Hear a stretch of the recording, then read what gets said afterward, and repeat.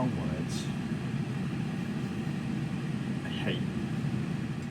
I'm very thankful for, but I'm slowly starting to dislike you.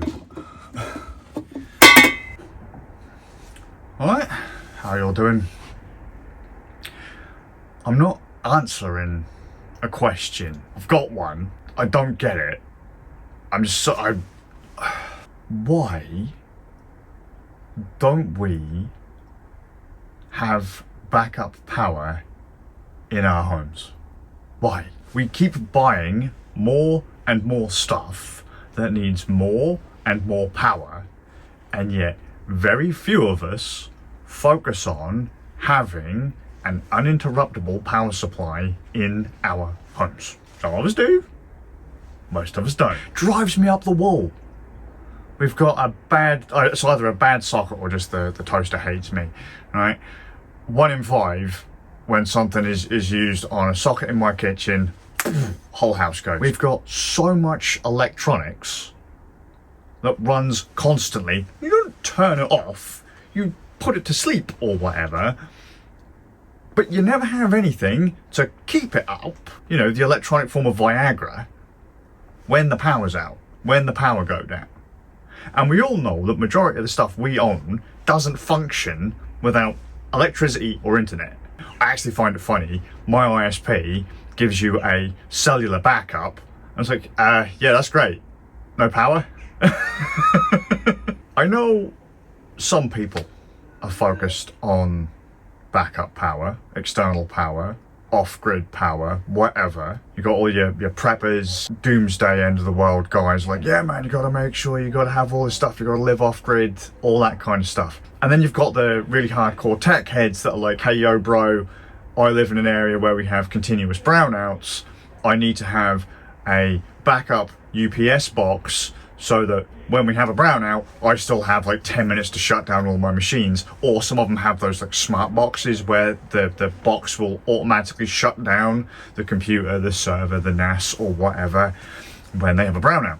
I've noticed a trend. Lots of people are pushing into home hosting, self-hosting. So they'll have a computer in their house or a NAS, a network attached storage device, that will run and have all of their data on it, so all their pictures, their videos, their porn, their music, like all their gumph on it, so they can like stream it around their house. They don't have to pay for cloud subscriptions anymore. They don't have to pay for like Spotify and Netflix and all that kind of stuff. Like, we're ripping our own stuff again, we're putting them all on these things. But I don't see many people talking about, hey yo, here's the new NAS that I bought, or here's the new server I've set up. I don't see many people going, here's the new server I set up and the UPS to power it, because my god, none of the stuff that we own is actually designed to be overly happy when you go boom and yank the power out from it. It's not. So many things you could just completely mash up. You might as well just take a damn hammer to them if you pull the power from them too many times. It's not advice to do. Some electronics is like mega sensitive, mate. And someone will go, well, I lose power all the time and my gear's still fine. It is today, but it's not recommended to do it, is it? And I'm not telling you to then go into your house and start going, unplug, plug in, unplug, plug in, unplug, plug in. Just don't do it. It's stupid. Don't do it. Again, I see so many people now pushing for self-hosting, but I don't see anyone talking about UPSs and backing up power just in case everything goes out, or how to actually keep their stuff safe for when the power goes out. Because again, when power goes down, the last thing you want is to go, oh no, all the data was being written to the thing and it was being put over the multiple drives or whatever, and now it's dead and gone, and then you have to pay a recovery company to get it all sorted because we're all too thick to do it ourselves. I say this as someone who has been obsessed with solar since I was a young lad. I used to ride motorcycles around the country a lot when I was a kid. I say a kid, over half my life ago. And this is before we had like cheap mobile phone backup batteries and stuff like that. Like, times have changed a lot since I was younger. And so I used to have like a backpack with solar panels on it, and inside that had like a little battery, and it had a barrel jack in it, and then you could kind of spread that out to like USB or something like that, so you could charge like a phone or maybe top up a sat nav. It also had like a cigarette lighter adapter in it, so you could plug your car style sat navs and that into the bag. I had to pay a fortune for that kind of stuff, to keep power on the road. I've always been obsessed with the idea of having this super small, super lightweight, super low power consumption setup that I can run anywhere. We're now almost there. That's why as a PC guy, as a Linuxy guy, I keep swinging towards Mac. It's one of the things I loved about Raspberry Pi. It's one of the things I had high hopes for with early Latte Panda devices. There were super low power consumption devices that I figured I could just about get away with doing stuff I'd normally do at home on the road. They didn't quite live up to spec. But now we're there, like chef's kiss, we are there. You can buy a laptop, so I keep swinging to Macs. In recent history, I have fallen in love with the low power consumption Mac laptops. You can't game on them, that's fine, but you can edit on them and you can charge them off of USB-C. You can do this on Windows laptops and stuff and other machines that have been repurposed for Linux laptops. But as far as power draw is concerned, they ain't there yet compared to the ARM chips in Mac machines. It's phenomenal. We're now able to run this stuff on the go.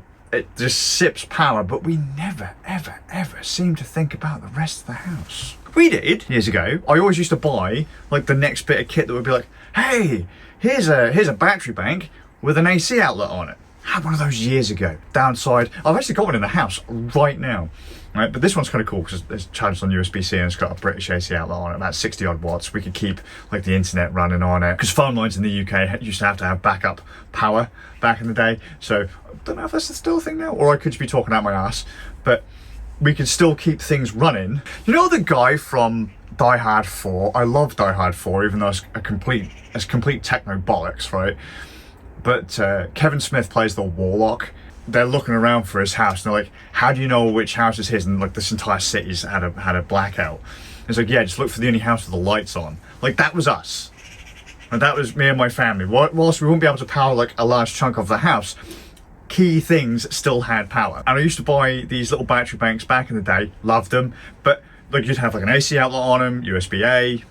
This is before USB-C really became a thing for charging stuff. Problem was with those, I had a couple of smaller ones and I had some big old beefing ones, but you had to charge them with another barrel jack plug, which was such a ball ache because you had to have a charging lead for your battery. Now it's amazing though, right? You can just buy a phone battery, one of those phone battery banks that you can just buy for a couple bucks down at a shop, and you can plug laptops in them. You can run lights off them. There's lights up here somewhere that have just got a USB connection on them, LED lighting. Oh my god, look, dude, you are so old. You are so impressed by this. Yeah, but we are in a time when we could run things off of batteries, when it should be really easy to run large chunks of our lives off of USB and battery, and we do, but we don't think of it around the house. Just the devices we carry in our pockets. Why don't we focus more on having these little devices? Why don't we all have a UPS box at home to keep the key pieces in our digital lives running? Why are a lot of us self-hosting but not talking about having a backup for when everything goes down, power-wise? Why are we not talking about how important it is to have an uninterruptible power supply, a backup power supply, a generator of some kind? But I've always loved this kit.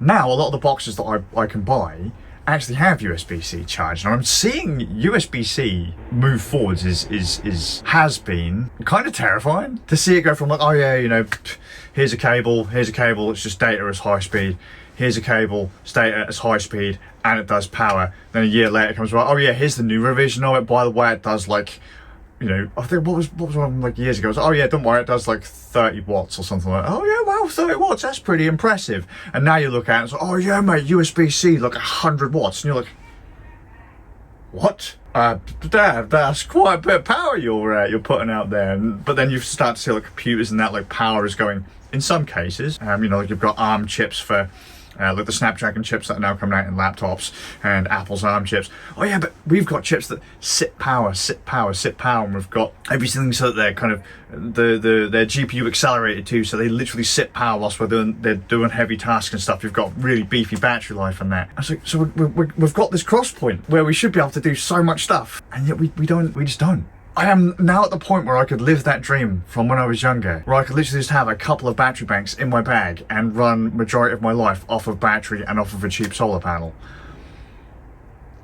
Not doing it. This is a thing, what I'm saying now is, I'm going to have to start reinvesting in battery backup stuff. And I suggest other people do it too. I'm sure everyone just carries around a battery bank for their phone, or they've got a battery bank for their camera if they have one, or they have one of those like USB A to C dummy batteries, or they'll buy a third-party charger for their cameras or anything really, because USB is just the way to go to charge things. Like, we have battery backups and adapters for many small things, but why not for other things? Why don't we actually buy a bigger like home-y solution more often, even if we don't think we need it?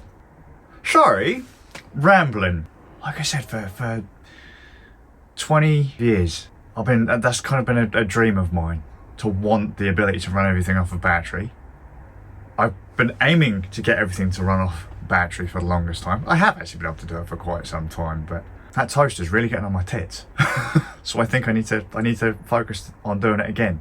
It's weird because sometimes I'll kind of swing in and we've got it all set up and running, and then I'll go, nah, this is too much faff. But it ain't faff anymore. The technology's getting better and better and better. What an amazing time we live in, that you could literally have your home run off of a mobile power supply that you can keep topped up by the sun. And if used cautiously, sparingly, wisely, what's the word I'm looking for? Like, you're not going balls deep with it trying to run like your blender and your heaters or whatever it is you're trying to run. Like, you're being smart about doing it. You don't even have to touch the grid.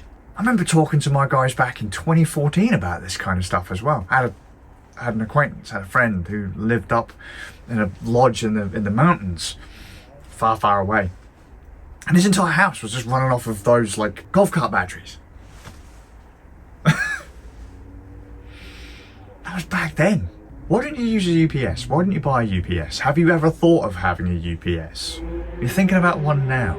Because I need to dig out modern versions of the stuff I used to have. I keep looking at some of the stuff I used to do when I was a kid and thinking, wow, we have come so far. And a lot of the things that made it inconvenient or awkward back then, it's just gone. And so much of that tech, again, as I say, we do carry it around every day. We've all got one. I'm pretty sure we've all got a battery bank for our phones. And so much stuff will charge off of those battery banks now. USB-C is the wonder cable, as fragile as it is. And as fucked up cowboy-like as it is, because, you know, you never know, some cables don't actually perform the handshake properly. Do not use USB-C extensions, please. Handshake meaning you plug into a device, you plug into that device, and it negotiates how much power it spits out, rather than going, me charger can push 100 watts, you phone take 5, tough shit, have 100. It does happen back in the day. Woo-hoo. Something I'm gonna have to do, because otherwise me and that toaster are gonna end up getting into a fight. And I have a funny feeling that one day I'm going to be in the bathroom in the shower one day and it's going to win. The old fuse box is not going to be on my side one day and it's just going to do me in. Anyway, hope you're well. I have no idea what I'm talking about. Just rambling away because I'm getting sick and tired of... I'm getting sick and tired of the power just going to end up today, mate. See you all with a bit of luck in the next one. I'm not trying to sell you anything, man, but just buy one. Or just go through all the things that have changed in the last few years that you couldn't run off of a power bank before, but you can now. It's nuts, isn't it?